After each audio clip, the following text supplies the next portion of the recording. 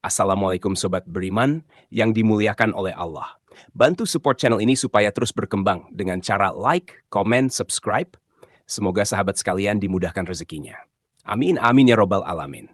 Dikisahkan saat Nabi Adam dan Hawa tinggal di bumi, mereka menempati sebuah gunung untuk menjadi tempat tinggalnya bersama dengan seluruh anak-anaknya. Nabi Adam dan Hawa memiliki 240 anak dari 120 kehamilan. Artinya, semua anak Nabi Adam alaihi salam dilahirkan secara kembar. Namun menurut Imam Ibnu Jarir dan Ibnu Ishaq di dalam kitabnya menyebutkan bahwa putra-putri Nabi Adam alaihi salam memang ada banyak, tapi tidak sampai ratusan. Hawa melahirkan 40 anak dari 20 kelahiran. Beberapa ulama menjelaskan pada setiap kelahirannya dua anak kembar itu jenis kelaminnya pasti satu laki-laki dan satu perempuan. Anak pertama mereka adalah Kobil dan Iklima, sedangkan anak terakhirnya bernama Abdul Mugits dan Amanatul Mugits. Yang pada intinya semua anak Nabi Adam alaihissalam dan Siti Hawa dilahirkan secara kembar. Hanya saja ada seorang anak Nabi Adam alaihissalam yang dilahirkan tidak kembar. Dia dilahirkan tunggal tanpa kembarannya, dan anak ini diberi nama Unuk binti Adam. Bentuk fisik anak Nabi Adam yang bernama Unuk ini terbilang cukup aneh, tidak seperti anak-anak yang lainnya. Dia memiliki dua kepala yang masing-masing terletak pada bahunya, yaitu di kanan dan kirinya. Kemudian ciri berikutnya, anak ini lahir dengan memiliki 20 jari tangan, yaitu telapak tangannya masing-masing punya 10 jari. Kemudian di jarinya itu dia memiliki kuku yang panjang dan bengkok. Namun meskipun anak ini dilahirkan dengan segala keanehan tersebut, Siti Hawa dengan jiwa keibuannya tetap merawat Unuk dengan kasih sayang hingga si anak tumbuh dewasa. Singkat cerita, pada suatu hari terjadilah pembunuhan pertama di muka bumi, yaitu Kobil membunuh Habil. Karena peristiwa itu, akhirnya Kobil pun meninggalkan tempat tinggal mereka. Kobil pergi meninggalkan gunung dan turun menempati lembah. Letak lembah itu tak jauh dari gunung tersebut. Maka akhirnya terpisahlah kedua kelompok anak Adam. Kelompok yang beriman menempati puncak gunung bersama Adam dan Hawa, sedangkan yang tidak beriman menempati lembah di bawah gunung itu, dan Kobil menjadi pemimpin mereka di lembah tersebut. Hawa memperlakukan anaknya sama, merawatnya agar menjadi manusia yang beriman dan bertakwa kepada Allah Subhanahu wa Ta'ala. Itu menjadi ciri keturunannya yang mendiami puncak gunung. Sementara yang senang melanggar perintah Allah Subhanahu wa Ta'ala, mereka tinggal di lembah. Singkat cerita, Unuk pun tumbuh menjadi dewasa. Namun terjadi kecenderungan yang berbeda dengan kelompok yang ada di puncak gunung. Akhirnya pada suatu hari, Unuk memutuskan untuk turun ke lembah dan tinggal bersama kelompok Kobil. Nah, ketika Unuk nekat pergi dari puncak gunung itu, saat itu ayahnya yaitu Nabi Adam alaihissalam telah meninggal dunia. Beberapa sejarawan menyebutkan bahwa sebelum meninggal dunia, Nabi Adam alaihissalam sempat merasakan hidup bersama anak, cucu, cicit, dan seterusnya hingga berjumlah 40.000 orang. Di hari di mana Nabi Adam alaihissalam wafat, seluruh keturunan Adam menangis selama 7 hari 7 malam karena rasa duka yang begitu mendalam. Melihat bahwa Nabi Adam telah wafat, maka setan pun mulai berani dan menunjukkan taringnya. Setan mulai menggoda dan merayu anak-anak Adam yang tinggal di lembah. Karena para setan ini menganggap anak-anak Adam yang ada di lembah itu lebih mudah digoda karena mereka jauh dari Tuhannya. Nah, karena anak-anaknya ini pada waktu itu sedang bersedih sebab kematian ayahnya, maka setan suatu hari datang kepada mereka dan menawarkan musik. Tujuannya untuk menghibur mereka. Dan inilah musik pertama di atas dunia. Saat itu setan memperdengarkan suara semacam suara seruling. Mengenai alat musik tiup atau seruling, ada sebuah hadis yang mengabarkan tentang hal tersebut. Dari Nafi, mantan hamba sahaya Ibnu Umar, beliau berkata, Ibnu Umar pernah mendengar suara seruling dari seorang penggembala, lalu beliau menyumbat kedua telinganya dengan kedua jarinya. Kemudian beliau pindah ke jalan yang lain. Lalu Ibnu Umar berkata, "Wahai Nafi, apakah kamu masih mendengar suara tadi?" Nafi berkata, "Iya, aku masih mendengarnya." Barulah setelah itu Ibnu Umar melepaskan tangannya dari telinganya dan kembali ke jalan itu. Lalu ia berkata, "Beginilah aku melihat Rasulullah ketika mendengar suara seruling dari seorang penggembala. Beliau melakukannya seperti tadi." Kembali ke kisah tadi. Kemudian mereka yang sedang berduka karena wafatnya Nabi Adam alaihissalam tiba-tiba menjadi heran karena mendengar suara seruling tersebut. Suara seruling itu mendayu-dayu dan sesekali dengan suara yang menyayat jiwa. Mereka akhirnya suara seruling itu pun berhasil membuat anak cucu Adam yang ada di lembah itu menjadi hilang kontrol. Mereka menari, tertawa terbahak-bahak, dan seketika hilang rasa sedih mereka. Suara musik seruling waktu itu terdengar sangat keras dan bahkan bisa didengar dari kejauhan. Suara yang keras itu bahkan sampai terdengar ke atas puncak gunung, tempat di mana anak cucu Nabi Adam alaihissalam yang beriman tinggal di sana. Mereka yang ada di gunung itu merasa penasaran dengan suara tersebut. Namun mereka tetap bisa mengontrol diri untuk tidak melihat apa yang terjadi di bawah lembah sana. Kecuali Unuk binti Adam. Unuk saat itu tidak bisa membendung rasa penasarannya. Dia pergi meninggalkan puncak gunung dan turun menuju lembah. Unuk kemudian memutuskan untuk bergabung dengan kelompok Kobil dan saudaranya yang lain. Dia menikmati musik seruling itu dan tarian-tarian yang ada di lembah tersebut. Selama tinggal bersama Kobil di lembah tersebut, Unuk berjumpa dengan banyak laki-laki. Dan karena lembah itu isinya orang-orang mungkar dan setan pun menguasai hati dari setiap manusia di sana, Unuk pun melakukan seks bebas. Dia melakukan itu dengan banyak lelaki berbeda. Unuk pun menjadi kecanduan, dan ini sekaligus menjadi kegiatan prostitusi pertama yang terjadi di muka bumi. Karena perilakunya tersebut, tanpa disadari, dia pun hamil tanpa tahu siapa ayah dari anak yang dia kandung. Padahal Unuk bukanlah wanita yang cantik dan bahkan bisa dibilang buruk rupa. Sehingga mustahil ada laki-laki yang suka padanya. Namun rupanya Unuk memiliki ilmu sihir yang bisa membuat laki-laki terpikat padanya. Dia bisa menaklukkan semua laki-laki yang dia mau. Akhirnya pada suatu hari, Unuk pun melahirkan anak laki-lakinya yang dia beri nama Auj. Jadi Auj bin Unuk dinasabkan kepada ibunya karena mereka tidak mengetahui siapa ayahnya.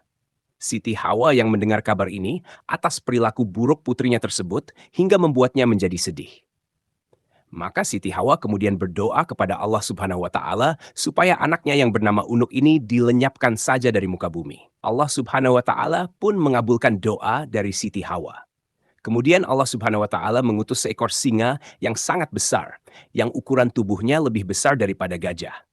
Kira-kira 1 tahun setelah melahirkan anaknya, singa yang besar itu mendatangi Unuk. Kemudian singa tersebut menyerang, mencabik-cabik badannya, hingga Unuk pun meregang nyawa. Dan ini sekaligus menjadi kematian pertama yang disebabkan oleh binatang. Beberapa tahun kemudian, Auj yang hidup tanpa orang tua akhirnya tumbuh menjadi dewasa.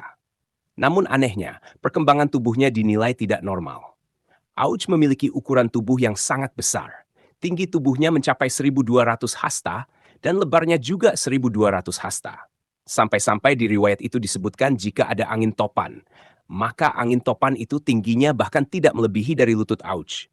Jika Auj duduk di atas sebuah gunung, tangannya mampu mengambil ikan yang ada di dalam laut. Kemudian ikan yang diambil itu diangkatnya ke langit dan ikan itu pun matang karena terpanggang panas matahari. Dan jika Auj marah atau kesal kepada penduduk suatu kampung, dia akan mengencingi kampung tersebut, sehingga kampung itu tenggelam karena air kencingnya. Menurut sebuah riwayat, Auj menguasai sebuah perkampungan, yang di sana dia diperlakukan seperti raja. Dan diriwayatkan pula bahwa Auj memiliki usia yang sangat panjang, dan bahkan bisa dibilang dia adalah orang yang paling panjang usianya, yaitu dia hidup selama 4.500 tahun. Hidup pada masa akhir Nabi Adam alaihissalam hingga ke zaman Nabi Musa alaihissalam. Sementara Nabi Adam ketika wafat, usianya adalah 930 tahun. Dan di usianya Nabi Adam tersebut, Adam alaihissalam masih hidup selama beberapa tahun setelah Lameh lahir. Lameh adalah ayahnya Nabi Nuh alaihissalam. Nah, di masa Nabi Nuh alaihissalam, Auj bin Unuk berjasa membantu sang nabi untuk membantu mengangkat kayu-kayu besar yang dipergunakan untuk membuat kapal Nabi Nuh alaihissalam. Dikisahkan Allah Subhanahu wa Ta'ala memerintahkan Nabi Nuh alaihissalam pergi ke Kufah untuk mengangkut kayu dari pohon saj. Kufah adalah sebuah wilayah yang terletak di Irak. Akan tetapi Nabi Nuh alaihissalam bingung bagaimana cara mengangkut kayu-kayu tersebut. Maka Allah Subhanahu wa Ta'ala mewahyukan kepada Nuh alaihissalam bahwa Auj bisa memikulnya. Maka setelah Allah Subhanahu wa Ta'ala menyampaikan wahyu kepada Nuh alaihissalam bahwa yang mampu memikul kayu itu adalah Auj yang rencananya akan diangkut dariku.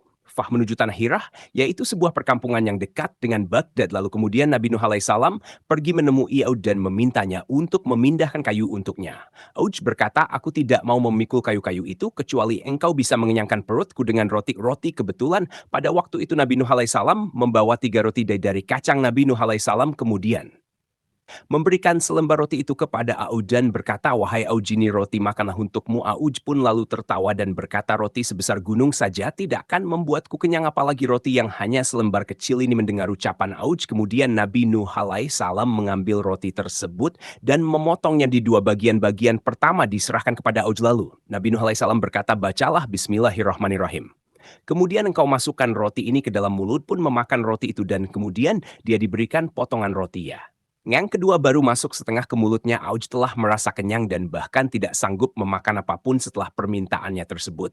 Dituruti Auj kemudian membawa semua kayu-kayu tersebut dari Kufah menuju Hirah dalam 1 kali pemberangkatan. Lalu Nabi Nuh alaihissalam dan para pengikutnya mengolah kayu-kayu tersebut hingga menjadi kapal yang besar. Beberapa waktu kemudian, ketika kapal Nabi Nuh alaihissalam telah selesai dibangun, maka datanglah badai dan sepertinya akan terjadi banjir yang besar. Auj kemudian memohon kepada Nabi Nuh alaihissalam untuk ikut masuk ke dalam kapal itu, akan tetapi Nabi Nuh alaihissalam menolak inginannya tersebut.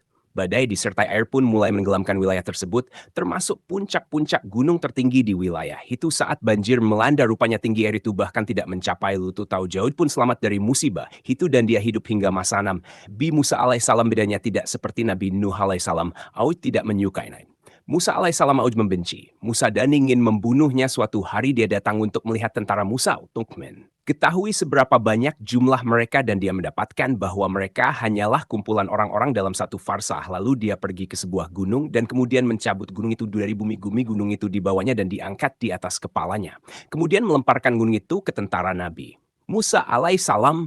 Namun Allah subhanahu wa ta'ala mengutus burung hud yang paruhnya diciptakan dari besi. Kemudian kawanan burung itu hinggap di atas gunung yang diangkat dan mulailah mematukinya hingga berlubang. Lalu burung-burung itu turun ke pundak Auj dan masuk ke dalam mantelnya hingga Auj tidak bisa bergerak. Ketika melihat Auj lengah, Nabi Musa alaihissalam lalu menghampirinya dan memukulkan tongkatnya yang panjangnya 10 siku sambil melompat ke udara setinggi 10 siku tingginya.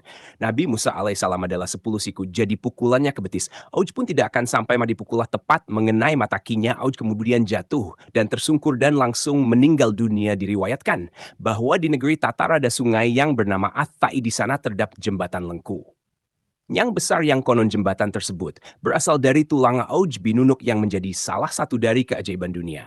Syekh Hamid Ahmad At-Tahrir Al-Basyuni dalam bukunya yang berjudul Syahih Qisosul Quran menyebutkan bahwa kisah ini termasuk dusta Auj bin Nunuk, sebagaimana disebutkan dalam riwayat adalah orang kafir yang suka membangkang, sombong dan jahat.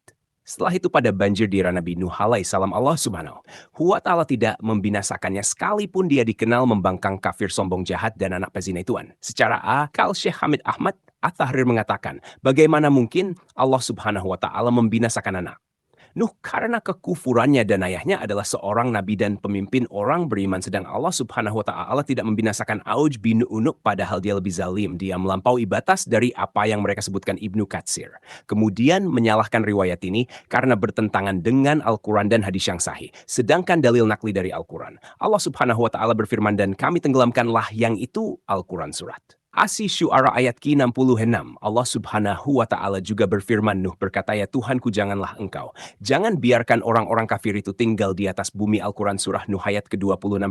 Riwayat ini juga bertentangan dengan hadis-hadis yang sahih dari Nabi bahwa beliau pernah bersabda, sesungguhnya Allah menciptakan Adam panjangnya 60 hasta, kemudian ukuran itu terus berkurang hingga sekarang. Ini merupakan hadis sahih dari Nabi Shallallahu Alaihi Wasallam yang tidak pernah berbicara karena mengikuti hawa nafsunya. Ucapannya itu tiada lain hanya wahyu yang diwahyukan. Al-Quran surat An-Nat kimayat mata kenyataan tinggi manusia terus berkurang mulai dari diciptakannya Adam hingga sekarang ini, berarti bahwa tidak ada turunan Adam yang lebih tinggi darinya. Kemudian dari Ibnu Qayyim Al-Jauziyah menjelaskan kedustaan riwayat ini. Dia berkata, tidak terlalu mengherankan bahwa mereka berani berdusta kepada Allah subhanahu wa ta'ala. Namun yang lebih mengherankan apabila orang yang berani memalsukan hadis ini ke dalam kitab para ulama dan kitab-kitab tafsir yang diakui serta tidak menjelaskan kerancuannya. Allah subhanahu wa ta'ala juga berfirman, dan kami jadikan anak cucunya orang-orang yang melanjutkan keturunan Al-Quran surat Asy-Syafat ayat 77.